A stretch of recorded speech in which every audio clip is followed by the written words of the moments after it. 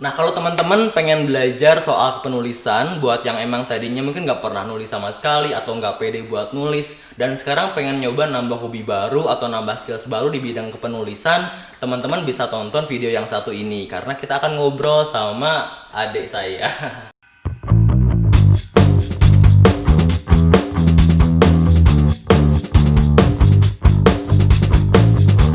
Halo teman-teman. Nah, sekarang itu agak beda nih. Kalau kemarin aku ngomong sendirian, sekarang ditemenin sama adik sendiri. Ya, jadi adik ini namanya Naswa gitu kan. Jadi kemarin lulus SMP, lulusan Corona, jalur jalur giveaway. pemerintah. Iya, nah sekarang itu masuk SMA di Tasikmalaya gitu kan. Nah dengar-dengar nih katanya punya hobi nulis gitu kan, bener nggak? Wes, jelas. Waduh, jadi masih SMP udah hobi nulis. Bahkan baca bukunya itu dari kapan? Kalau hobi bacanya dari TK. TK ya. Jadi dari TK udah hobi baca, akhirnya sekarang selain baca dia juga hobi nulis. Keren banget sih gitu. Nah, kalau teman-teman pengen belajar soal penulisan, buat yang emang tadinya mungkin nggak pernah nulis sama sekali atau nggak pede buat nulis, dan sekarang pengen nyoba nambah hobi baru atau nambah skills baru di bidang kepenulisan, teman-teman bisa tonton video yang satu ini, karena kita akan ngobrol sama adik saya. Nah, jadi kalau udah suka nulisnya itu berarti sejak kapan tuh? Pertama nulis sih sejak kelas 4 SD. Itu Kelas berarti 4 SD? tahun berapa ya? Oh, dari SD ternyata nulisnya. Dari SD. Dari SD gitu kan. Sekarang umur berapa? OTW 15. OTW 15 tahun, berarti sekarang SMP itu kurangi 3, 4, kurangi 5 tahun berarti kan, 3 tahun SMP tambah 2 tahun SD-nya, itu berarti 10 tahun, dari umur 10 tahun udah suka nulis gitu. Awalnya langsung nulis buku atau artikel dulu yang pendek, cerita pendek atau kayak gimana? Langsung novel sih, tapi Wow. cuma ya sekitar 7 halaman, 8 halaman berhenti. Udah. 7-8 halaman langsung berhenti gitu kan. Jadi udah berapa buku yang ditulis? Udah berapa Puluhan. cerita yang ditulis? Puluhan. Puluhan sih. Tapi Ini yang jadi novel berapa? cuma 3. Cuma 3. Gak apa-apa, tapi masih SMP udah, atau sekarang mau SMA udah bikin 3 buku dan diterbitin di mana? Di Wattpad. Di Wattpad. Platform. Oke. Nah, dari 3 buku itu berapa banyak sih viewersnya atau readersnya, apa sih istilahnya? Oh iya, viewers. Viewers ya. Berapa banyak viewersnya sih? Yang paling banyak sih 2000 berapa ya? 2720. Wah, 2770, hampir 3000 buku, hampir 3000 eksemplar kalau dicetak gitu kan yang baca, gila sih. Itu dalam satu buku aja. Satu buku satu buku. hampir 3000. Gila sih. Itu berarti nulisnya itu emang genrenya apa sih yang disukai ditulis? Buat ditulis sih gimana ya? Kalau yang dikuasai cuma paling spiritual, romance biasa lah remaja gitu. Waduh. Anak muda. Wah. Tapi lagi ini sih lagi berusaha buat lebih mendalami misteri. Misteri. Action Wih. thriller gitu. Waduh, jadi emang sebagian besar di novel ya, fiksi ya. Oke. Kenapa punya hobi baca dan tulis? Awalnya kenapa sih kok tiba-tiba pengen nulis, pengen baca? Apa yang bikin jadi turning point? Akhirnya jadi ayo pengen nyoba baca deh atau gimana? Jadi ya lewat tulisan aku tuh ngerasa kayak lebih bisa mengekspresikan diri gitu loh secara Oke. ya dalam lautan aksara penuh makna itu kan. Asik. Jadi aku tuh seolah menemukan diri aku gitu. Oke. Jadi di lewat tulisan kan, terutama buku-buku fiksi, aku tuh ngerasa kayak bisa berekspresi, berimajinasi sebebas-bebasnya gitu kan. Jadi nulisnya itu kalau yang digital itu di Wattpad ya. Kenapa milih di Wattpad? Padahal buat platform nulis itu kan sebenarnya bisa yang lain juga. Mungkin kalau dulu ada Facebook, kenapa nggak di Facebook page, atau mungkin di kalau ada platform sejenis Wattpad, kenapa milihnya di Wattpad bukan di platform yang lain? Jadi kan sebenarnya ya platform buat baca tulis gitu tuh banyak banget kan di Play Store, Storyal, terus Joylada gitulah. Tapi emang Apa? Lebih nyaman di Wattpad lebih. Oke, dari semua platform tuh tadi ada disebutin, ada Wattpad, ada Storyal, ada yang lain-lain gitu kan. Kalau secara jumlah pembaca, jumlah penulis atau kompetisinya di masing-masing platform tuh yang paling banyak yang mana sih? di Wattpad sih. Jadi Wattpad, kalau di oke. Wattpad tuh lebih ramai pembaca, terus kan otomatis lebih banyak lagi Yang nulisnya, penulisnya. Jadi persaingannya lebih ketat gitu. Oke, jadi milih di Wattpad karena persaingannya lebih ketat gitu kan. Oke, apakah alasannya karena kalau di Wattpad itu berarti udah kayak simulasi kalau kamu nulis di buku cetak gitu? Alasannya itu juga atau enggak? Terus kan gini ya sebenarnya cerita. Oke, cerita aja dulu. Jadi awalnya tuh kayak aku milih Wattpad tuh terkesan gara-gara kan banyak banget penulis yang jadi namanya tuh jadi melangit gitu loh, melambung gara-gara Wattpad gitu kan. Kayak misalnya Kak Eriska Febriani itu loh, Dear Nathan.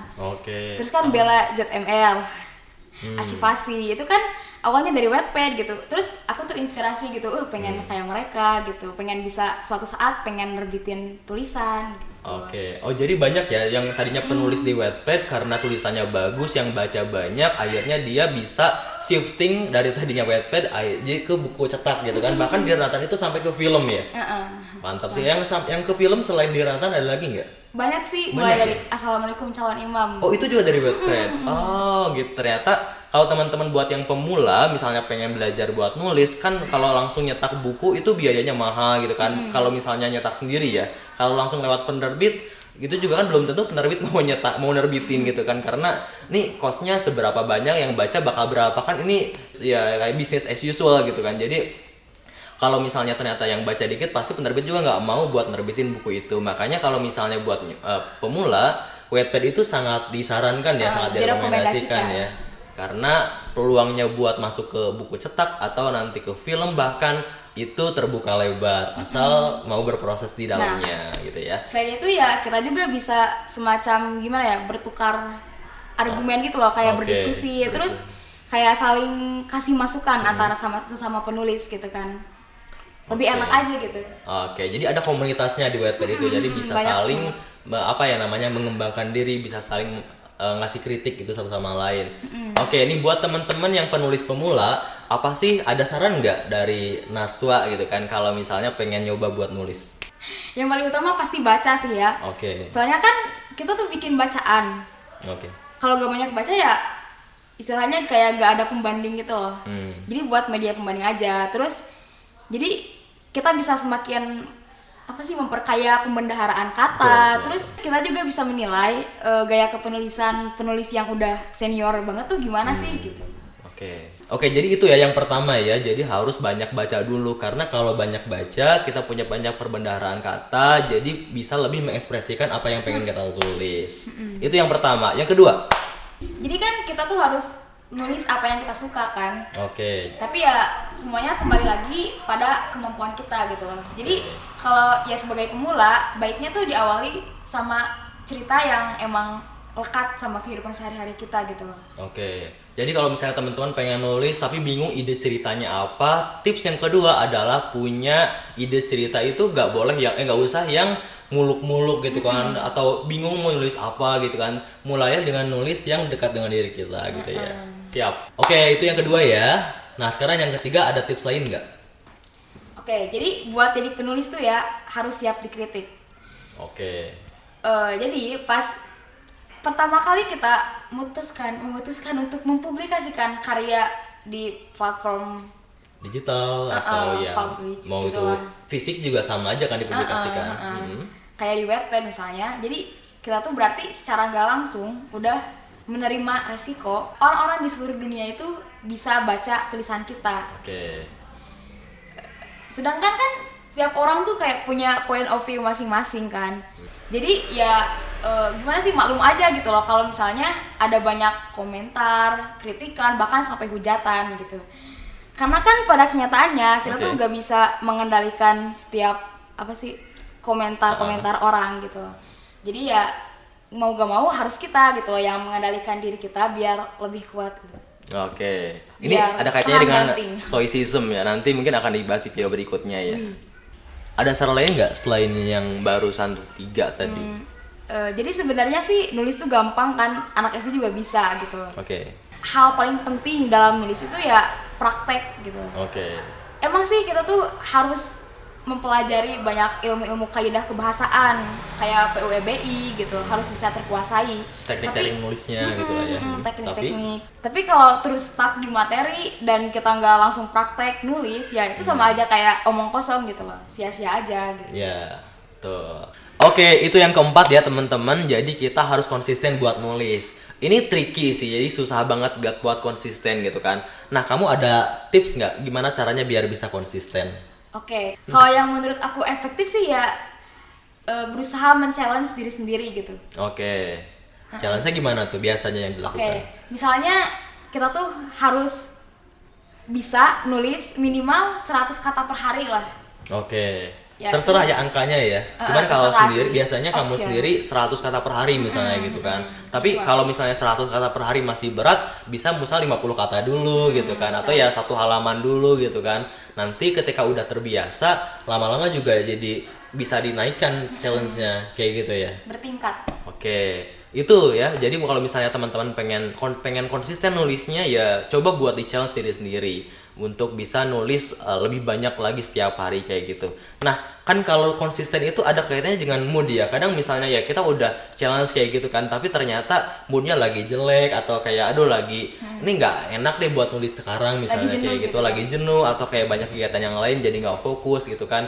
Kira-kira ada cara nggak sih buat bikin moodnya itu bisa tetap baik buat nulis? Yang pertama sih cari dulu mood booster buat nulis kita tuh di mana sih gitu. Oke, jadi ada banyak ya.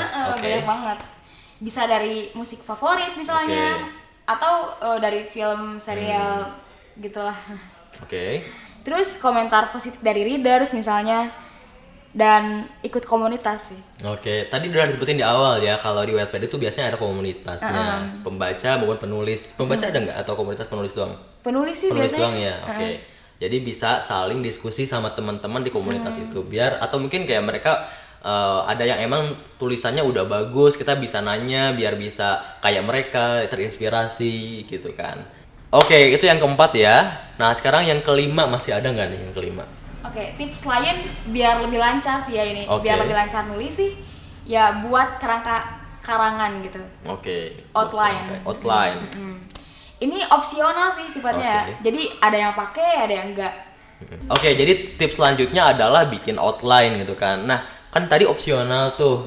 Kalau kamu sendiri lebih nyaman pakai outline atau enggak? Aku tergantung genrenya sih. Tergantung genrenya.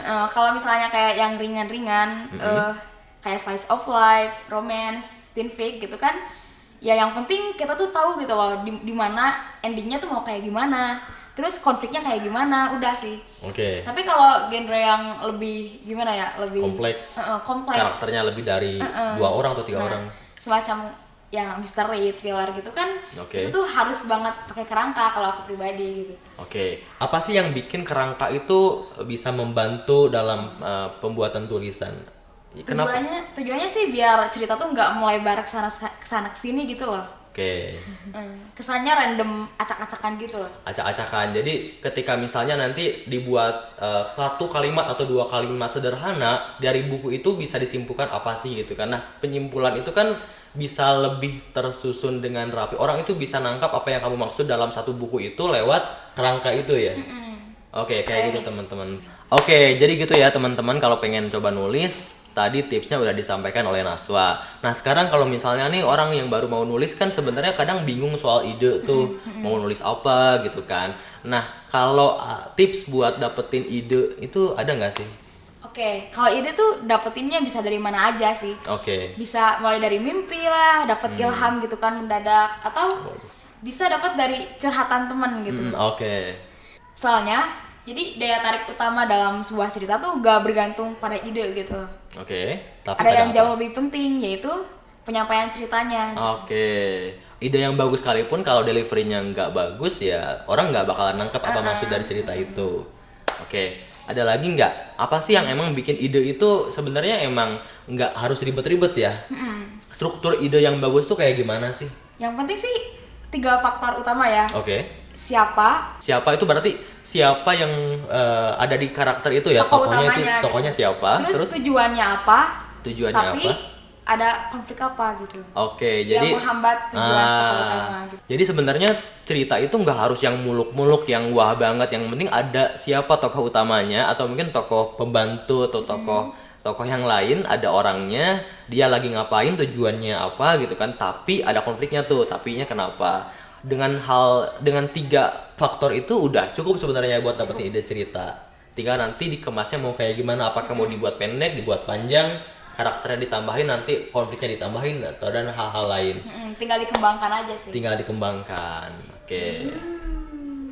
Oke teman-teman, nggak terasa udah banyak yang kita bahas, mudah-mudahan ada manfaatnya. Terakhir nih, kalau misalnya ada pemula yang pengen coba nulis, kira-kira ada pesan nggak buat mereka yang mau coba nulis di Wattpad? Oke, jangan terlalu berambisi pada vote sama viewers. Oke. Soalnya penulis yang udah sukses sekarang pun itu berawal dari nol gitu. Kalau kata Oke. Di Lestari sih, ya tulis aja apa yang ingin kamu tulis. Kalau ada yang suka, itu bonus gitu. Oke, itu teman-teman closingannya. Jadi kalau ada yang sebenarnya yang penting nulis dulu aja gitu loh, teman-teman udah baca. Mungkin yang ditonton tipsnya bukan cuma yang di sini doang, tapi banyak video-video yang lain udah ditonton, tapi semuanya juga menyarankan untuk menulis dulu nih. Jadi jangan kebanyakan nyari tips tapi nggak nulis-nulis gitu kan. Yang penting coba nulis dulu, no expectation gitu kan, nothing tulus. Yang penting nanti kalau misalnya ternyata tulisannya udah bagus, juga bakalan banyak yang suka. Dan ya ketika sekarang ekspektasinya jangan dulu ke pengen banyak yang muji dulu ya. Jadi ekspektasinya ya udah yang penting bisa nulis dulu dan konsisten. Baru setelah itu kalau ada yang suka itu bonus gitu. Itu katanya. Oke teman-teman, makasih banyak udah nonton di video ini. Makasih banyak juga Naswa. Wow. Oke, jadi sampai ketemu di video selanjutnya. Dan terima kasih. Dah.